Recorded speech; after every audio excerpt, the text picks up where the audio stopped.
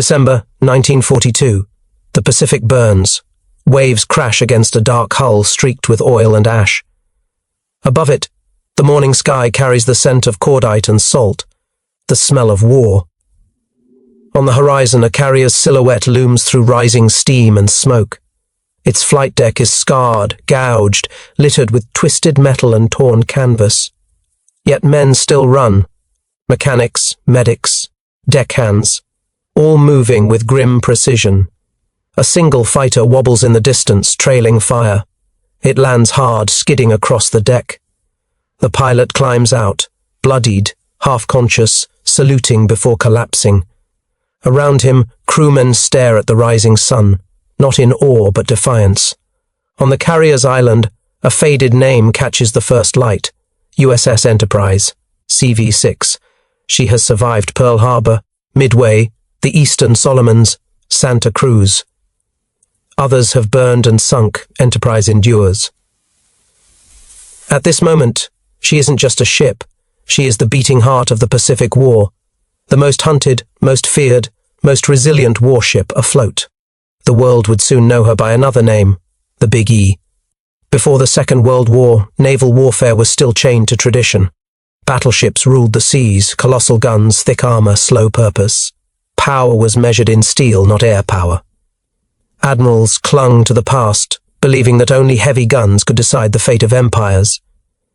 But in the 1930s, a quiet revolution had begun. Engines were lighter, aircraft faster. Carriers, once dismissed as support ships, started to look dangerous.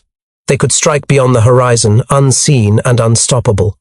The United States Navy saw the potential, but resources were thin, and politics was slow. When USS Enterprise CV-6 slid from the dry docks of Newport News, Virginia, on October 3, 1936, she represented that change in steel form.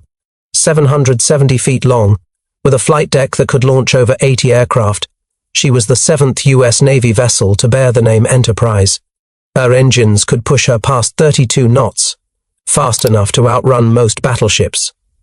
But more than speed, she carried an idea that air dominance would replace gunfire as the new language of naval supremacy. Commissioned in May 1938, the Enterprise joined the growing carrier fleet alongside Lexington, Saratoga, and Yorktown. Together, they formed the experimental spearhead of U.S. naval aviation. Her first commander, Captain Newton H. White, knew she was entering an uncertain era where tradition met innovation and doctrine lagged behind technology. By 1939, the Pacific was no longer peaceful. Japan, driven by imperial ambition, was expanding across China and the Pacific Islands. The United States watched but hesitated. Enterprise began routine patrols across the Pacific, ferrying aircraft to bases like Wake and Midway. Her crew, over 2,200 men, were young, untested, and unaware that within 2 years they would be fighting for survival in a new kind of war. Then came December 7, 1941, Pearl Harbor. Enterprise had been returning from a mission to deliver fighter planes to Wake Island when Japanese carrier aircraft struck Oahu. She was just 200 miles west when the first bombs fell. As her planes approached Pearl, some were shot down by friendly fire in the chaos.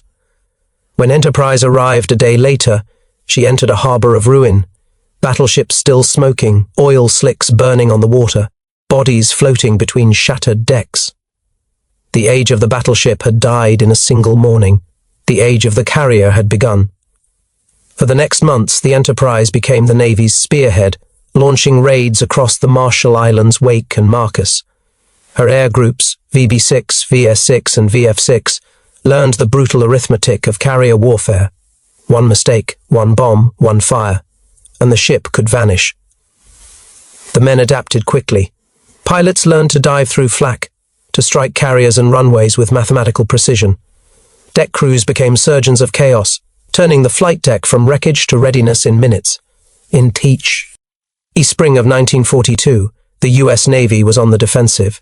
The Japanese fleet, powerful and coordinated, sought to expand its dominance eastward.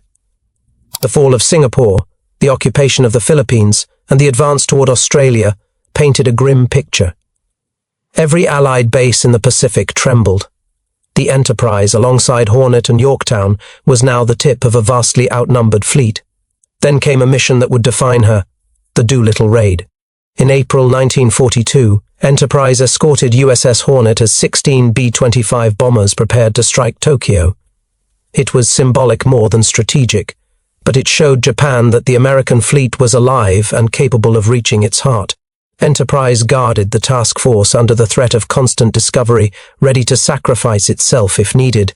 When the bombers lifted from Hornet's deck and vanished toward Japan, Enterprise turned back into the storm. The men didn't know it, but they were only weeks away from the most decisive naval confrontation in modern history, one that would pivot the entire Pacific War. At its center, once again, would be the same ship. The Big E was heading for Midway. By late May 1942, the Pacific was tightening like a noose. Japan had struck everywhere: Hong Kong, Singapore, the Philippines, the Dutch East Indies. Their navy seemed invincible. With 4 first-line carriers and veteran pilots, the Imperial Japanese Navy Einen controlled an empire stretching thousands of miles. The United States had only 3 operational carriers left in the Pacific: Enterprise, Hornet, and Yorktown. Each was vital. Lose one and the Pacific could collapse. The Japanese plan was audacious. They would seize Midway Atoll, a small, isolated U.S. outpost that guarded the approaches to Hawaii. Capturing it would lure the remaining American carriers into battle, where Japan's superior numbers could finish them. It was the final step, before striking Pearl Harbor again, this time to destroy what remained of the U.S. fleet. But American cryptographers had cracked Japan's JN-25 naval code. Admiral Chester Nimitz, commander of the U.S. Pacific Fleet, knew the target was Midway. He decided to gamble everything. Enterprise and Hornet, under Rear Admiral Raymond Spruance, were ordered to ambush the Japanese fleet. Yorktown, hastily repaired after the Battle of Coral Sea, would join them. The U.S. task force moved silently north of Midway, 3 carriers against 4 of Japan's finest: Akagi, Kaga, Soryu, and Hiryu. Enterprise's decks buzzed with tension. Pilots studied maps under red lamps. Mechanics checked fuel lines. The air reeked of oil and sweat. Admiral Spruance and his carrier group commander, Rear Admiral Mark Mitscher, understood the stakes. If they lost, Hawaii would fall. If they won, Japan's carrier arm could be crippled. On June 4, 1942, just after dawn, Japanese planes struck Midway. Their leader, Admiral Chuichi Nagumo, believed the U.S. carriers were still far away. They weren't. Enterprise's scouts had already found him. The first wave launched from Enterprise. VB-6 and VS-6 dive bomber squadrons led by Lieutenant Commander Wade McCluskey. The air was brutal, 18,000 feet up, buffeted by winds and flak, low on fuel. Many planes never found the target, but McCluskey did. At 10:22 a.m., his bombers dived through clouds of smoke and tracer fire. Below, Kaga and Akagi, Japan's pride, filled their decks with refueling aircraft. Enterprise's bombers struck in seconds. 3 direct hits turned Kaga into a furnace. Moments later, Akagi was engulfed in flame. It was one of the most devastating minutes in naval history. The U.S. had turned the tide of the Pacific War in less than 10 minutes. Enterprise's pilots returned with stories of firestorms and sinking giants. Their faces were grey, their hands trembling. The ship's loudspeakers broadcast the confirmation: enemy carriers burning. Cheers erupted across the deck. Some men cried, others simply sat in silence, knowing how Lu's death had followed them. By evening, all 4 Japanese carriers were gone. Midway was saved. The Japanese Navy would never recover from the loss. But victory came at a cost. Enterprise's squadrons had lost over half their aircraft. Many who launched that morning never returned. The Pacific stretched silent as the surviving planes circled, waiting for lights on deck. The ocean took the rest. Midway changed everything. Japan's expansion was halted. The U.S. Navy had seized the initiative, and Enterprise, bloodied, battered, but undefeated, became its symbol. Over the next months, she became the fleet's constant shadow. At Guadalcanal, she provided air cover for embattled Marines. When Hornet was sunk at Santa Cruz, Enterprise fought alone, her decks scorched by bomb hits. Her crew repairing flight operations even as fires burned below. She became known to the Japanese as the Grey Ghost. The more they tried to sink her, the more she returned. By 1943, sailors across the Pacific whispered her name with reverence. "Where the Big E sails," one said, "the war follows." The age of the battleship was gone. Now the carrier, fast, flexible, deadly, ruled the seas, and no carrier embodied that transformation more completely than the USS Enterprise. Her story was not just about metal and machines. It was about endurance, of men who refused to die, and a ship that refused to sink. Next came the deeper question: why she was so dangerous, and what made her deadlier than any vessel afloat. The USS Enterprise was not the largest ship of World War II. She was not the newest, nor the most heavily armed. What made her the most dangerous was balance, the perfect fusion of speed, technology, tactics, and adaptability. She was a weapon that could change form faster than the enemy could react. Enterprise operated on a new principle of war. Mobility is survival. Traditional fleets fought line to line, broadside to broadside. Enterprise fought by disappearing. Her commanders turned distance into defense. She struck from hundreds of miles away using air power as an invisible hammer. Admiral William Bull Halsey, often leading her task group, demanded relentless motion. Hit hard, hit fast, hit often. Enterprise lived that creed. Her task force could shift position overnight, using speed and radar to vanish before counterattack. In an age before satellites, her pilots became the Navy's eyes. From the Marshall Islands to the Solomons, Enterprise defined the pattern of modern carrier warfare. Strike first, strike deep, and never let the enemy know where you are. Every Japanese counterplan that relied on finding her came too late. Enterprise was among the first carriers to be fitted with CXM radar, a new technology that could detect incoming aircraft long before they appeared to the eye. It changed the rhythm of battle. Warnings that once came seconds before impact now came minutes ahead. Those minutes meant survival. Her combat information center became the brain of the fleet, plotting dots on green screens, coordinating fighter interceptions, directing anti-aircraft fire. In the darkness of 1942's Pacific nights, this technology was decisive. Enterprise could fight blind and win. Her air group composition evolved constantly. Early in the war, she carried Douglas SBD Dauntless dive bombers, F-4F Wildcat fighters, and TBD Devastator torpedo bombers. By 1944, she flew F-6F Hellcats and TBF Avengers, far superior in range and lethality. Enterprise's decks became a laboratory for air warfare. Every sortie, every loss, refined the tactics for the next strike. The result was efficiency. At Midway, her bombers achieved the near impossible, simultaneous hits on multiple enemy carriers within minutes. By 1944, those methods had become standard doctrine across the fleet. Carrier design in the 1930s favored light armor and open decks. Enterprise broke that pattern through relentless adaptation. After each battle, her hull was patched, her flight deck replated, her bulkheads reinforced. Each repair cycle turned scars into improvements. At Santa Cruz, bombs tore through her decks and killed scores of men. Fires raged, ammunition cooked off, aircraft exploded in their cradles. Yet flight operations resumed within an hour. Damage control crews trained to fight the ship itself, sealing, pumping, welding, all while the air still burned. Enterprise became the prototype of resilience. She absorbed 7 major bomb hits, torpedoes, and kamikaze strikes. None sank her. When other carriers needed months in dry dock, Enterprise returned in weeks. Japanese intelligence refused to believe the same ship kept reappearing, hence her nickname, the Grey Ghost. Leadership shaped her lethality. Few ships in history hosted a succession of admirals whose strategic instincts were so complementary. Raymond, Spruance, calm, analytical, precise, used Enterprise as a surgical instrument at Midway, turning decoded intelligence into an ambush that destroyed Japan's carrier corps.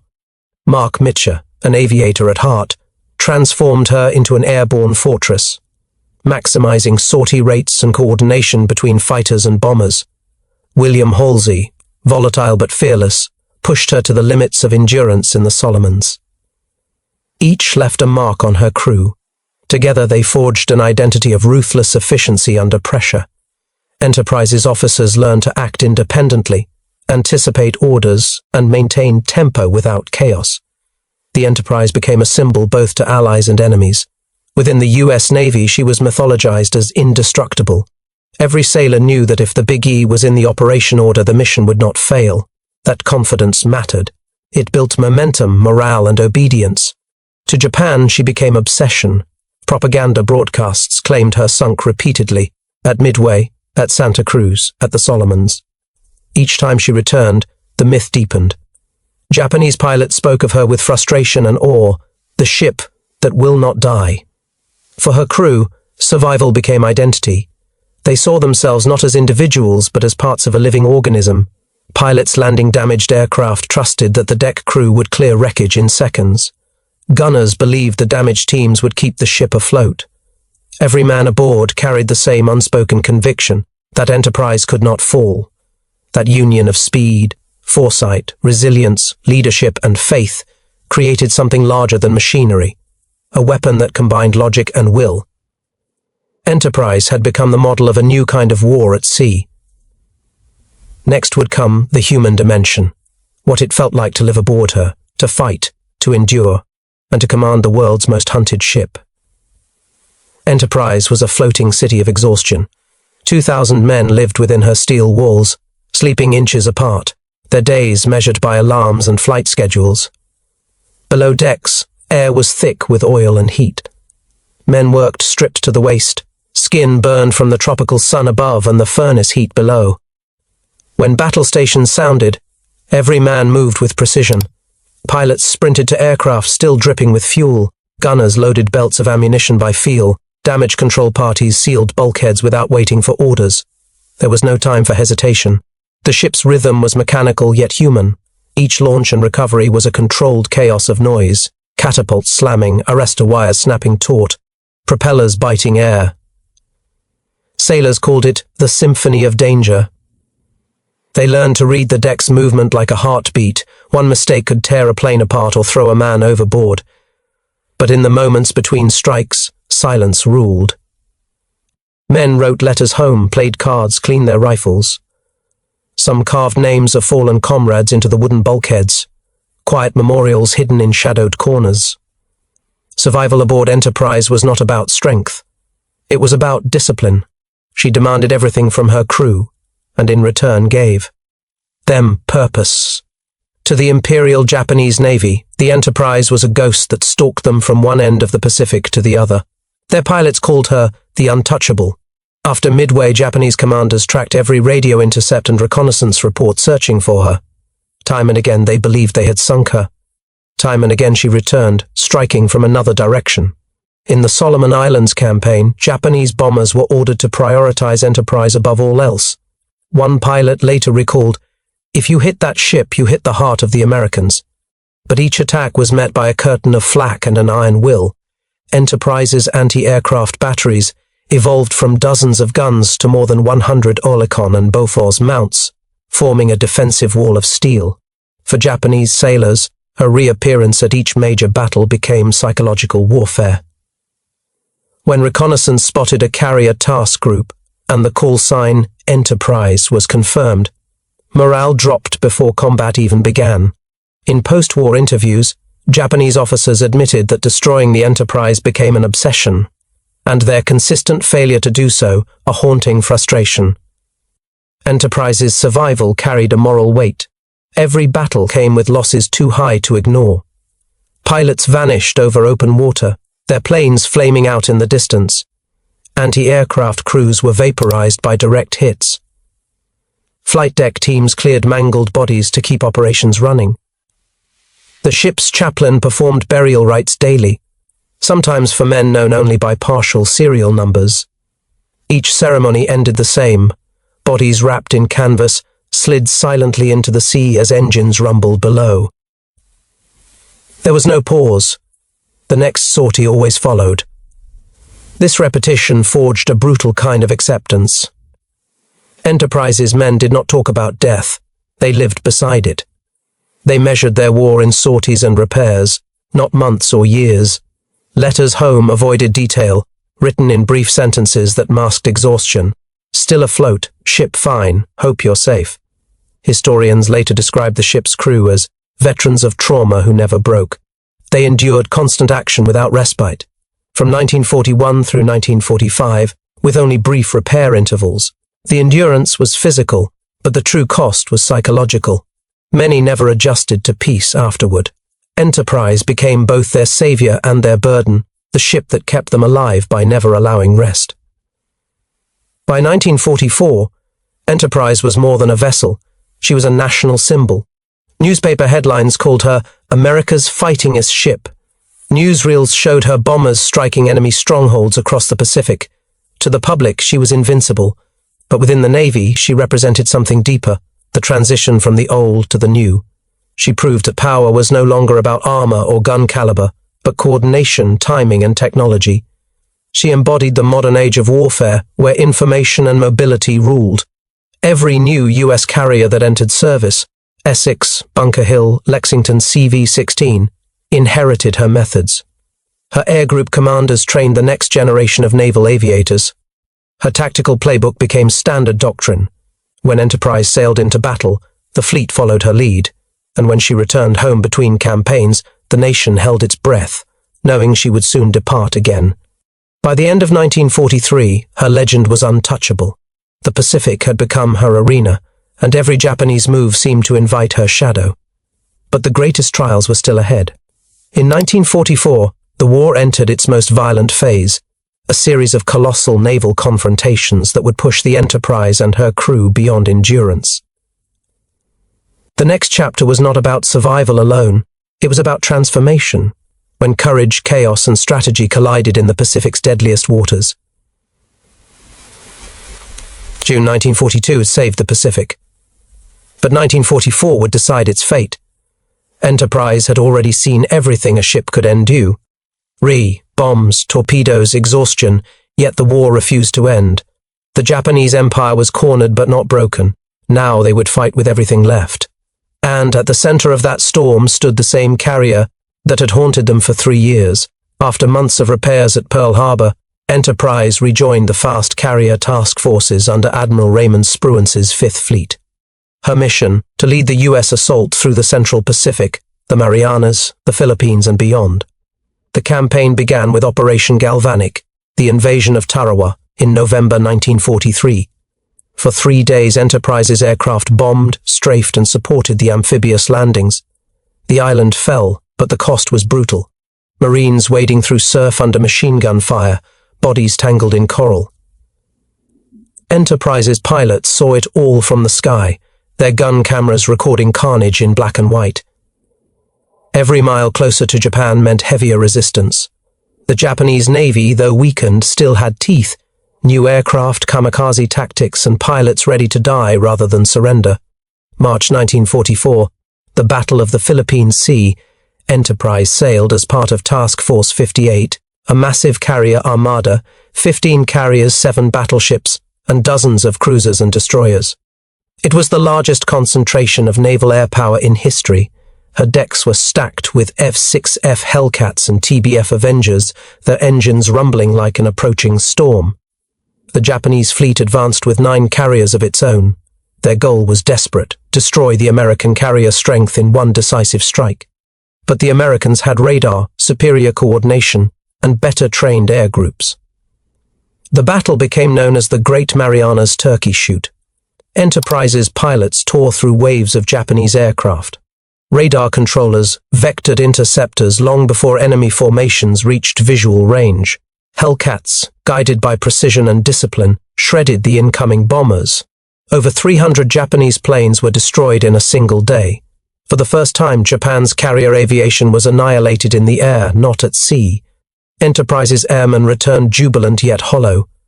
They had faced an enemy already dying, driven by duty rather than hope.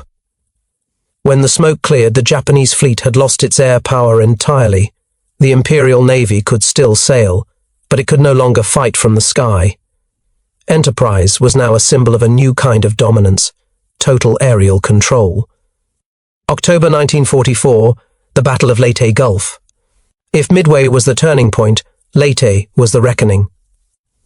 The US invasion of the Philippines was underway and Japan responded with everything left, 4 separate fleets converging on Leyte from different directions.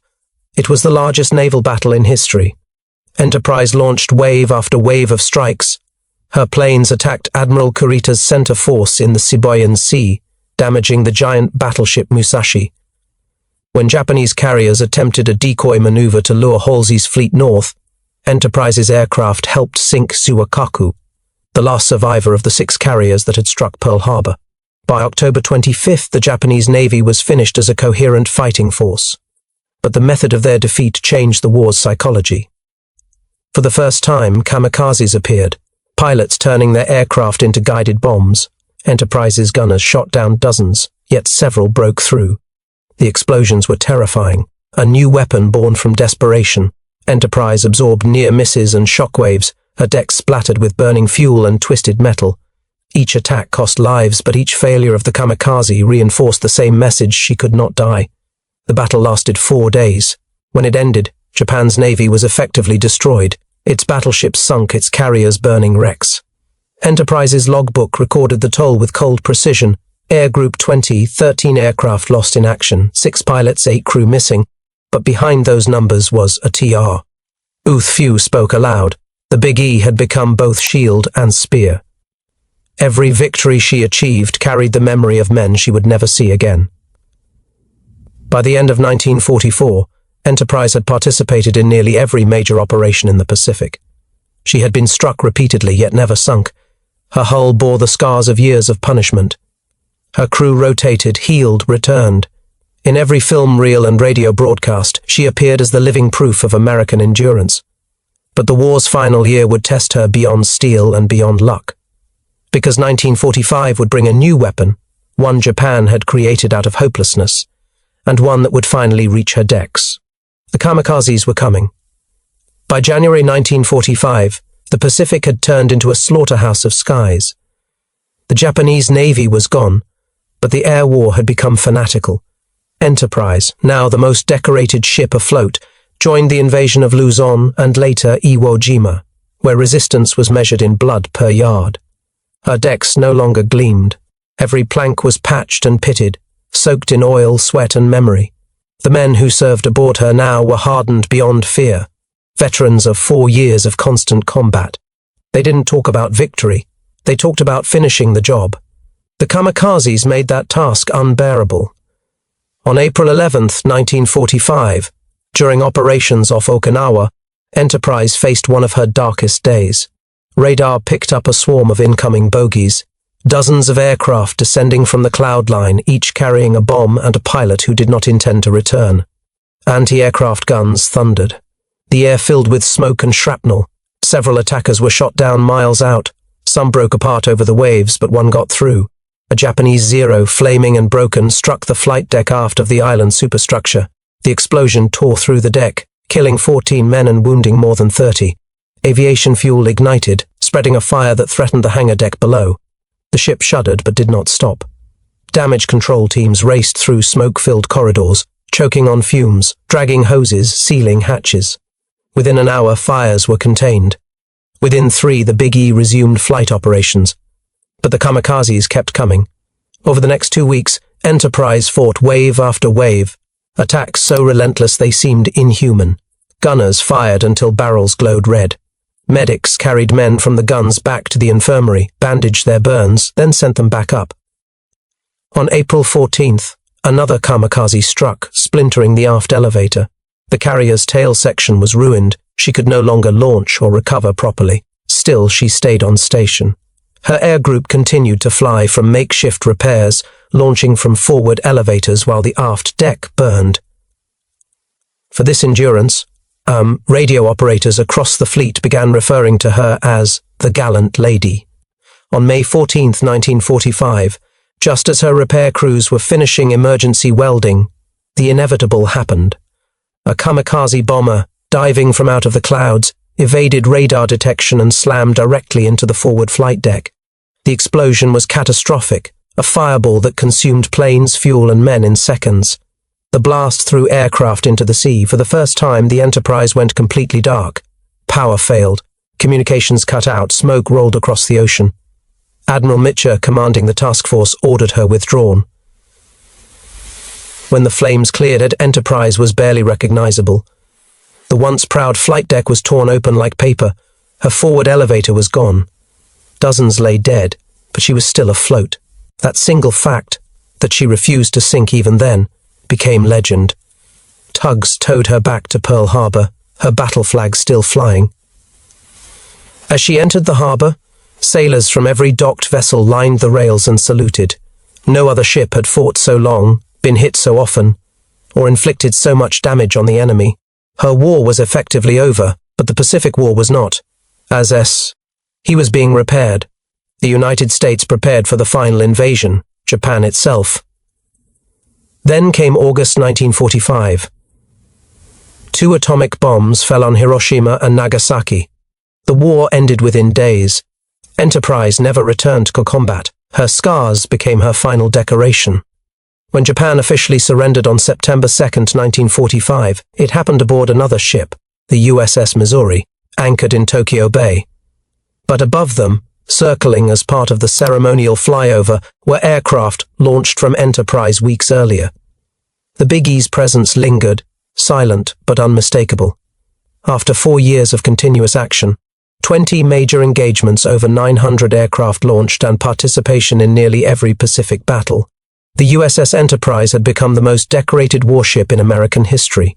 She earned 20 battle stars, a Presidential Unit Citation, and the respect of every sailor who ever saw her flag. She had survived bombings, torpedoes, kamikazes, storms, and exhaustion. Yet her true power wasn't her armor or her guns. It was the men who refused to let her die. The war's end brought no triumph aboard her decks, only silence. Some men wept. Some stood at the rail and stared at the horizon. Others simply touched the steel that had carried them through the impossible. For them, the Big E wasn't just a ship. She was the last proof that courage, discipline, and endurance could defeat chaos itself. And as peace settled over the Pacific, she drifted back toward history, battered, invincible, and irreplaceable. But her story didn't end with the war. Her legend would live in what came after, in how nations remembered her, and in what the ocean chose to forget. The war was over, but the USS Enterprise CV-6 still carried the rhythm of battle within her hull. Every corridor bore scars of fire and shrapnel. Every bulkhead had been welded, repainted, and burned again. She returned to the United States not as a gleaming hero, but as a ghost made of steel. In September 1945, she arrived at Puget Sound Naval Shipyard for repairs, the last she would ever receive. Sailors and dock workers who had followed her story lined the piers as she entered, her deck blackened and twisted, riddled with holes where bombs had torn through months earlier. The ship that had fought longer than any other American carrier looked immortal, but her body was broken beyond restoration. The Navy's post-war priorities had changed. The jet age was rising. Carriers would soon be larger, faster, built around new technologies that Enterprise had helped invent. Her systems were outdated, her engines worn, her flight deck too short for the next generation of aircraft. By 1946, she was decommissioned and placed in reserve. Her name carried such weight that many in Congress and the Navy lobbied to preserve her as a national monument. Veterans argued that the Big E is a part of America's soul. Newspapers echoed the plea, don't let her die in silence, but time and budgets are ruthless. Preservation was deemed too costly. In 1958, the order came quietly, Enterprise would be scrapped. For the men who had served aboard her, it felt like betrayal. They gathered at shipyards and reunions, watching photographs of her final dismantling. One sailor later said, "It was like watching the ocean swallow a friend." Piece by piece, the most dangerous American warship of World War II disappeared. Her steel was melted down, sold, and reused, fragments of her structure likely scattered across the civilian world she had once defended. Only her name survived intact. In 1961, the Navy commissioned a new carrier, USS Enterprise CVN-65, the world's first nuclear-powered aircraft carrier.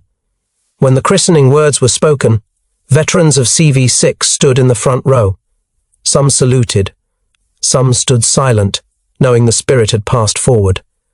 The new ship would go on to fight in the Cold War, Vietnam, and the Persian Gulf.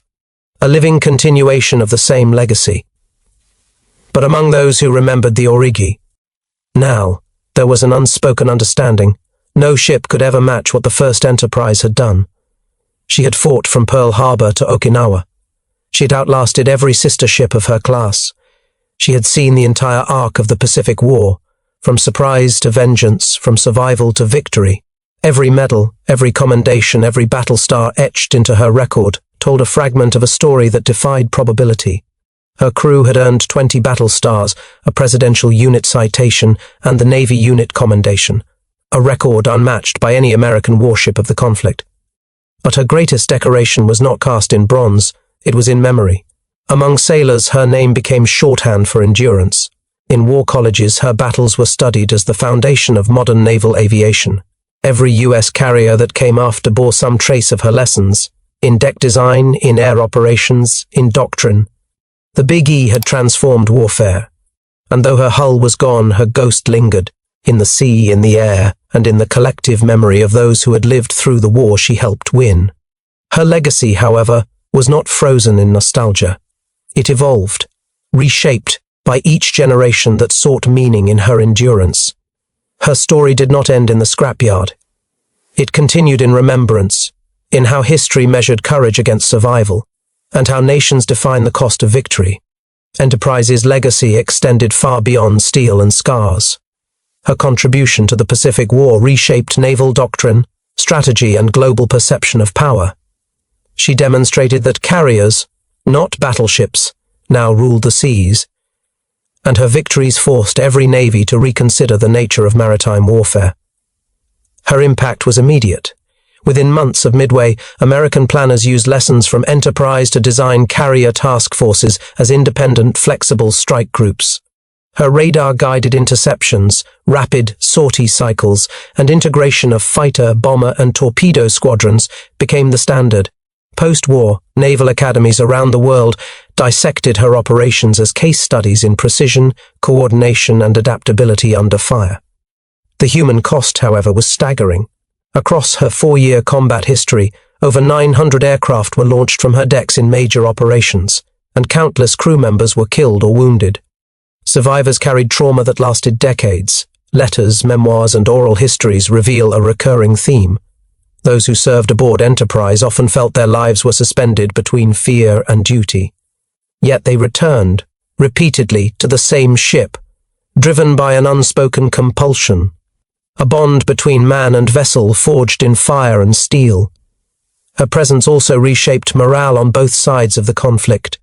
Allies took courage from knowing the Big E sailed in their waters. Japanese pilots feared her above all other targets, often prioritizing her destruction at great risk. That psychological edge, intangible yet deadly, amplified the ship's effectiveness. When she was decommissioned, Enterprise left a vacuum that no single ship could fill. Later carriers inherited her design features, her operational tactics, her culture of resilience, but none bore her history, nor the weight of survival under continuous combat. The memory of Enterprise became a standard for measuring effectiveness, endurance, and influence in naval warfare. The public mythologized her. Newsreels, photographs, and post-war books depicted her as indestructible, a force that could withstand any assault. Veterans spoke of her with reverence. She was not merely a tool of war but a witness to history, carrying the stories of thousands of men through some of humanity's darkest hours. Even decades later, when her hull was gone, Enterprise remained a touchstone for historians and strategists. Her battles demonstrated the evolution of war, from brute force to precision, from massed armor to air dominance, from individual heroics to coordinated execution. Her Endurer. NCE offered lessons in logistics, morale, and the integration of technology, lessons that would inform Cold War naval operations and modern carrier doctrine. Enterprise's influence reached beyond the military. She became a cultural symbol of resilience and ingenuity. Her story inspired books, documentaries, and museums, a narrative showing how human determination coupled with innovation and leadership could shape history. She represented a bridge between the old world of battleships and the modern era of aircraft carriers and strategic mobility. Her disappearance into scrap steel did not erase her imprint. Pieces of her may have melted into civilian machinery, But her legend persisted in the training manuals, flight operations, and strategic doctrines of every carrier that followed. She had proved a fundamental truth. A ship is not merely hull and guns. A ship is endurance, leadership, and the will of those who fight upon her decks. By the time the nuclear age dawned, USS Enterprise CV-6 was already a standard against which all future warships would be measured. She remained, in memory and in doctrine, the most dangerous American warship of World War II, not just for the damage she inflicted, but for the strategic, technological and psychological transformations she wrought. Her story closed physically in 1958, but operationally and symbolically, she sailed forever. Every sortie, every repaired deck, every fire fought and plane launched became part of a continuum, a blueprint for naval warfare and a testament to what endurance, discipline and innovation could achieve. The Big E had survived the Pacific War. In doing so, she redefined it. The USS Enterprise was more than steel, engines or guns. She was a testament to endurance under relentless pressure, a vessel that carried not only planes and sailors, but the evolving doctrine of modern naval warfare. Her story illustrates the shift from battleships as symbols of might to carriers as instruments of projection, mobile, lethal, and adaptable. Her survival through 4 years of unceasing combat was unprecedented.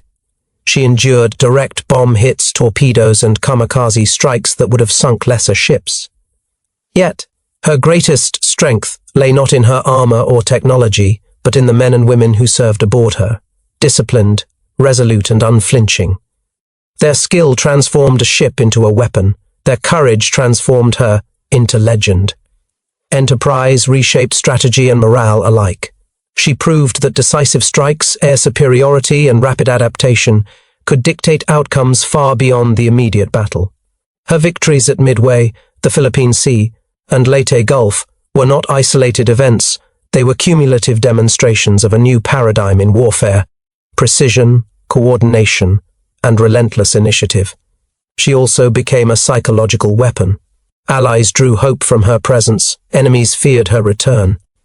The Big E embodied the tangible and intangible aspects of power, capability and reputation intertwined. Her myth persists because it represents more than a ship. It represents human ingenuity, endurance, and the capacity to survive against impossible odds. When she was decommissioned and eventually scrapped, the Enterprise's physical form vanished, but her influence endured. Modern carriers, naval doctrine, and the stories of those who served aboard her continue to bear witness. She shaped not only the outcome of World War II, but the very understanding of naval warfare in the 20th century and beyond. The USS Enterprise CV-6 remains a symbol of relentless resilience, a reminder that technology alone does not win wars. It is the fusion of human will, leadership, and innovation that defines the most dangerous weapon of all, a ship and its crew united in purpose.